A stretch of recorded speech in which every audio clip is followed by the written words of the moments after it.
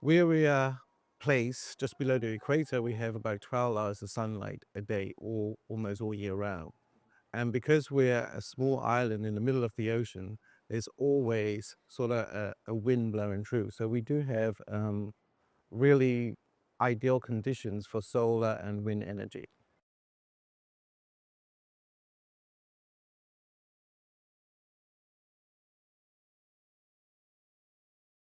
So we are excited to be in partnership with Subaru and a charging company that has installed an electric charger in the remotest place in the world.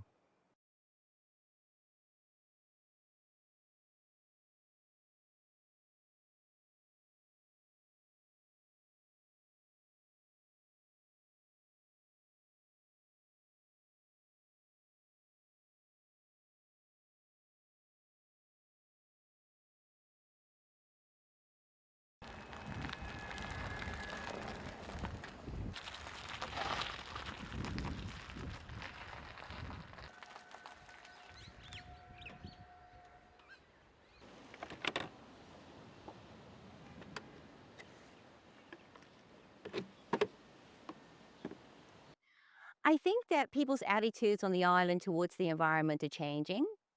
It's been a long time where we've all just been really reliant on diesel and petrol. But since the government invested in wind turbines and solar panels to help contribute towards our electricity generation, it's helped to open up people's minds in terms of what is available. There's still a little bit of skepticism, I think, about whether or not renewables and electric vehicles is part of St. Helena's future. But I mean, we've had electric vehicles arrive on the island now, and they do work. So I think people's minds are changing.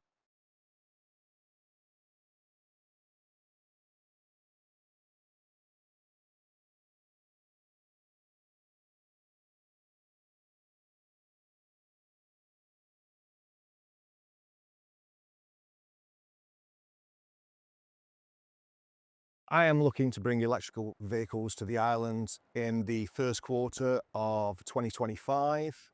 We're looking to bring in 4 in the first quarter and to trial to see if there is going to be the demand.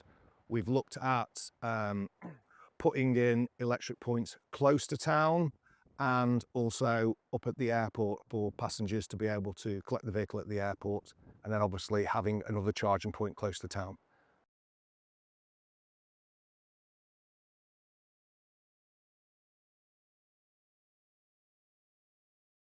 So there's only very few electric vehicles on the island at the moment, and we want to incentivize people bringing in more electric vehicles.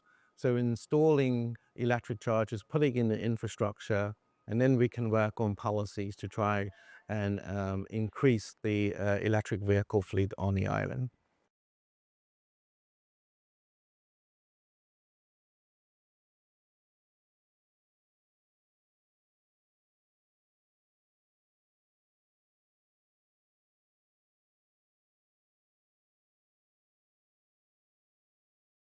I think so. I think this could be a real live test bed for us because the electricians are so far away, the charger is so far away. It allows us to stress test a lot of our systems, be that the data connection into the charger to see if we can fix something so remote. We're very confident we can. We've proved it in the past, but it will be a real live test bed for us to just really test them and make sure the next generation of chargers that we might produce have take some of that learning into it as well.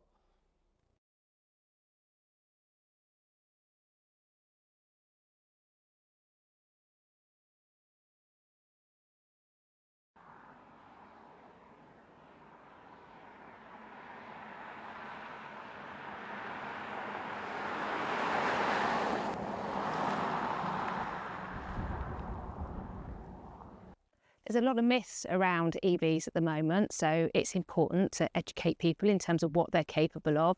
They're seen very much as a city car, but actually they're just as relevant in rural communities or rural environments as they are in maybe an urban one.